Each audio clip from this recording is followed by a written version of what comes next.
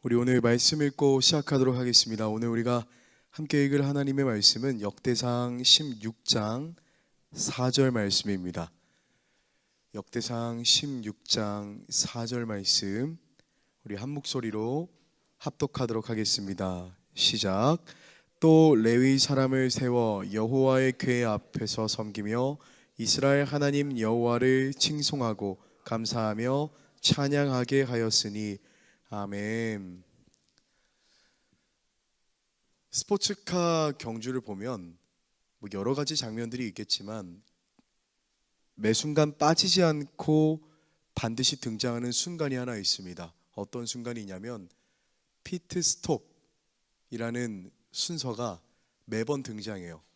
이 피트 스톱이 뭐냐면 빠르게 달리는 스포츠카를 중간에 점검하는 시간입니다. 그래서 차량이 한 3바퀴, 4바퀴 일정 트랙을 돌고 나서 점검소에 들어오게 되면 마모된 타이어를 교체한다든지 아니면 요 운전자석 앞에 있는 유리창에 묻은 이물질을 닦아낸다든지 헬멧을 교체한다든지 또 떨어진 연료를 공급한다든지 하면서 차체를 빠르게 점검하는 그런 시간입니다. 이 시간이 없다면 아무리 뛰어나고 아무리 탁월한 스포츠카가 있다고 해도 억만금을 주고서도 살 수 없는 그런 성능 좋은 스포츠카가 있다고 할지라도 온전하게 완주를 마칠 수 없습니다. 때문에 경주하는 모든 스포츠카는 반드시 피트 스톱, 멈춰서 점검하는 시간이 필요하다라는 것이죠. 그런데 사실 인생도 그렇습니다. 사람들은 흔히 말합니다. 인생은 경주와도 같다라는 거죠. 만약에 우리의 인생이 경주와도 같다면 스포츠카 경주에서 피트 스톱, 멈추고 점검하는 시간이 필요한 것처럼 우리의 인생도 멈추고 점검하는 시간이 필요하다라는 겁니다.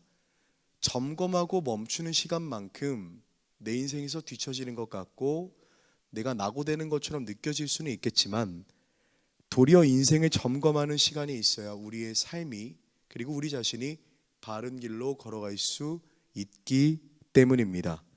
오늘 말씀에 등장했던 다윗이라는 인물이 이 피트 스톱, 멈춰서 자신을 점검하는 것을 참 잘했던 인물입니다. 오늘 현장과 미디어로 예배하는 모든 분들에게 말씀으로 피트 스톱, 자신의 삶을 돌아보고 점검하는 은혜가 가득하기를 주님의 이름으로 간절히 소망합니다. 오늘 우리가 읽은 역대상 16장의 말씀은 이제 하나님의 언약궤가 다시 있어야 할 제자리로 돌아오는 내용을 담고 있죠. 그런데 이상합니다. 이스라엘에 잘 있어야 할 언약궤가 왜 떠나 있었는가? 여기에는 좀 가슴 아픈 서사들이 있었다라는 거죠.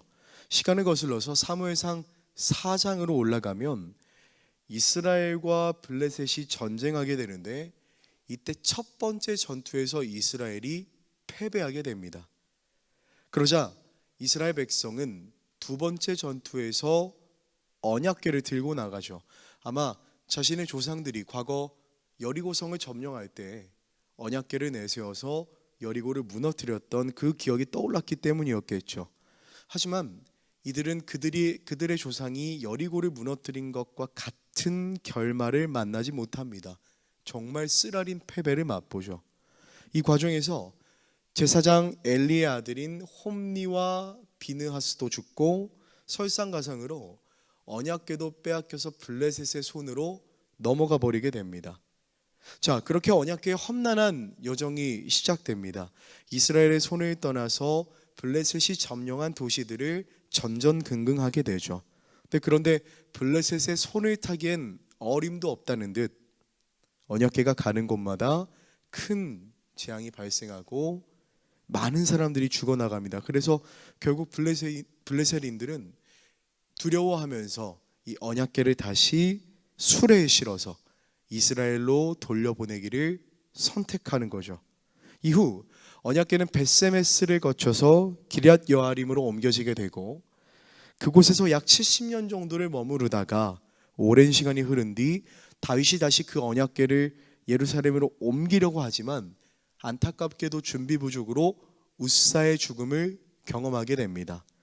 그래서 다윗은 다시 한번 철저하게 언약궤를 다시 들여올 준비를 하고 오베데돔의 집에 옮겨둔 다음 하나님의 뜻에 따라 준비한 뒤 마침내 언약궤를 예루살렘으로 옮겨오게 되는 겁니다. 여기까지가 약 70년, 그제서야 오늘의 본문 이야기가 시작되는 거죠. 자, 다윗이 이렇게 오랜 기간을 거쳐서 정말 고대하던 그런 순간에 마주했습니다. 언약궤는 이스라엘의 상징과도 같은 겁니다. 이 상징인 이스라엘의 언약궤가 있어야 할 자리에 돌아왔으니까 이 사람, 특히 다윗 얼마나 행복했겠습니까? 근데 다윗은 이때 궤를 찾은 것도 찾은 것이지만 해야 할 것과 하지 말아야 할 것을 분명하게 분별했다라는 거죠. 자, 우선 다윗이 해야 할 것은 명확합니다. 언약궤를 되찾았기 때문에 언약궤를 되찾은 것에 대한 반응이 필요했겠죠. 하지만 다윗은 언약궤도 언약궤지만 그 언약궤가 70년 만에 돌아온 것도 돌아온 것이지만 그 언약궤가 하나님의 임재를 상징하는 것이어서 그렇게 소중했던 언약궤를 되찾은 것도 되찾은 것이지만 다윗은 자신의 어떤 정치적인 업적이나 자신의 위협을 가리기 위해 자랑하고 부풀리고 이야기하지 않는다라는 것이죠. 다윗은 언약궤가 도착했을 때 피트스톱, 다시 돌아온 언약궤 앞에서 점검합니다. 즉 다시 앞에 임한 하나님의 임재를 눈앞에 목도하고 자신의 삶을 돌아보기 시작하는 거죠. 그래서 다윗은 자신이 지금까지 살아왔던 삶과 언약궤가 다시 돌아왔다는 것에 대한 감사와 기쁨의 표현으로 하나님께 예배하기를 선택합니다. 역대상 16장 1절, 하나님의 궤를 메고 들어가서 다윗이 그것을 위하여 친 장막 가운데에 두고 번제와 화목제를 하나님께 드리니라. 다윗이 무엇을 했습니까? 다윗은 예배합니다. 그리고 뒤이어 역대상 16장 4절에 또 레위 사람을 세워 여호와의 궤 앞에서 섬기며 이스라엘 하나님 여호와를 칭송하고 감사하며 찬양하게 하였으니. 아멘. 다윗은 찬양합니다.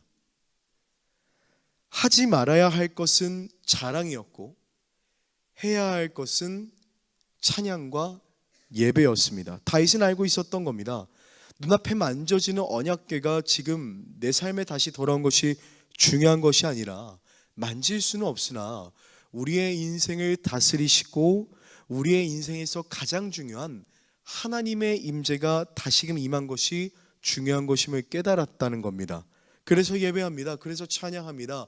피트스톱, 스스로를 점검하는 시간을 가지면서 받은 은혜를 기억하고 하나님의 임재가 다시금 이 자리에 임한 것을 감사하며 찬양하고 노래합니다. 여기에 우리가 기억해야 할 중요한 핵심이 있습니다. 그토록 기다렸던 언약궤가 돌아오는 상황에서 인생의 매우 중요한 지점에서 다윗은 그 무엇보다 하나님께서 주신 은혜를 기억하고 하나님을 노래했다라는 겁니다. 예배를 통해서 하나님의 받은 은혜를 점검하고 찬양을 통해 내 안에 역사하시는 하나님의 임재를 다시금 노래했다라는 거죠. 여러분, 우리의 삶도 다윗과 같은 삶이 되기를 간절히 소망합니다. 인생의 중요한 지점에서 그리고 그 다음으로 나아가는 지점에서 무엇을 하겠는가? 사실 우리 삶에 언약궤와 같이 중요해 보이는 것들이 너무나도 많지 않습니까? 하지만 그것들이 손에 쥐어지든 아니면 손에 쥐어지지 못했든 그게 중요한 것이 아니라 인생의 중요한 지점에서 하나님께 감사하고 하나님께 찬양할 줄 아는 지혜가 있는 것이 너무나도 중요하다라는 겁니다. 이 시간 그것을 우선으로 깨닫는 지혜가 있기를 간절히 소망합니다. 그래서 우리도 삶의 중요한 지점에서 다른 무엇을 먼저 헤아리는 것이 아니라 다윗처럼 하나님을 먼저 예배하고 하나님을 먼저 찬양하고 받은 은혜 감사할 줄 아는 저와 여러분들이 되시기를 간절히 소망합니다. 이스라엘의 역사가 언약궤를 되찾은 것에서 끝나는 것이 아니라 하나님과 동행하는 것에 있었던 것처럼 우리의 삶도 하나님과 동행하는 것이 목적이기에 중요한 순간이 찾아왔을 때 다른 것을 먼저 행하는 것이 아니라 말씀으로, 찬양으로 피트스톱, 받은 은혜를 기억하고 점검하며 다시금 힘차게 달려나가는 은혜가 이 자리에 가득하기를 주님의 이름으로 간절히 소망합니다. 그래서 우리 삶의 끝에서 하나님께 이렇게 노래해 보는 겁니다. 하나님이 여기까지 인도하셨습니다. 하나님이 없었으면 살아갈 수 없었던 그런 인생이었습니다. 하나님 너무나도 사랑합니다 라고 고백하며 하나님을 예배하고 찬양하는 인생이 되시기를 주님의 이름으로 간절히 소망합니다. 언약궤를 두고 자신을 점검하며 피트스톱 찬양하고 예배했던 다윗, 그 결과 다윗은 하나님께서 그의 집을 영원히 지켜주겠노라는 약속을 받는 위대한 인생, 하나님이 평생을 보장해주는 복된 인생을 약속받습니다. 사랑하는 성도 여러분, 우리의 삶의 다윗과 같은 결말이 펼쳐지기를 소망합니다. 중요한 순간 욕심을 부리지 않고 피트스톱 말씀으로 점검했을 때 하나님이 영원토록 보장하는 인생이 되시기를 주님의 이름으로 간절히 소망합니다. 하나님께 감사하고 예배하고 찬양할 때 우리가 감히 헤아릴 수도 없는 하나님이 주실 놀라우신 은혜가, 그리고 그 놀라운 은혜가 우리 인생의 길에 펼쳐질 줄로 믿습니다.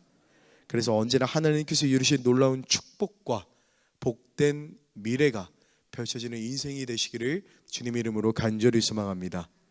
다윗의 찬양을 읽어드리며 마칩니다. 너희는 여호와께 감사하며 그의 이름을 불러 아뢰며 그가 행하신 일을 만민 중에 알릴지어다. 그에게 노래하며 그를 찬양하고 그의 모든 기사를 전할지어다. 여호와와 그의 능력을 구할지어다. 항상 그의 얼굴을 찾을지어다. 그는 여호와 우리 하나님이시라. 그의 법도가 온 땅에 있도다. 너희는 그의 언약 곧 천대 명령하신 말씀을 영원히 기억할지어다. 기도하겠습니다. 삶의 모든 순간을 주장하시는 하나님, 오늘 다윗이 중요한 순간 자신을 드러내는 것이 아니라 하나님께 찬양하고 예배하며 하나님을 먼저 찾았던 것처럼 우리도 어떤 순간에 있다고 할지라도 순간의 감정과 생각을 우선 드러내는 것이 아니라 감정과 생각을 내려놓고 무엇보다 하나님을 찬양하고 예배하게 하옵소서. 그래서 우리 삶을 돌아보고 점검하며 나를 비우고 비운 만큼 하나님을 채우는 우리가 되게 하여 주옵소서. 그리할 때 다윗이 만났던 은혜를 오늘 이 시간 예배하는 우리에게도 가득 부어 주옵소서. 우리 삶에서 모든 생각과 마음의 중심을 하시는 예수님의 이름으로 감사드리며 기도합니다. 아멘. 하늘에 계신 우리 아버지여, 이름이 거룩히 여김을 받으시오며 나라가 임하시오며 뜻이 하늘에서 이루어진 것 같이 땅에서도 이루어지이다. 오늘 우리에게 일용할 양식을 주시옵고 우리가 우리에게 죄진 자를 사하여 준 것 같이 우리 죄를 사하여 주시옵고 우리를 시험에 들게 하지 마시옵고 다만 악에서 구하시옵소서. 나라와 권세와 영광이 아버지께 영원히 있사옵나이다. 아멘. 오늘 이 시간 주신 말씀 기억하며 주님의 이름 한번 크게 부르짖고 통성으로 기도합니다. 주여.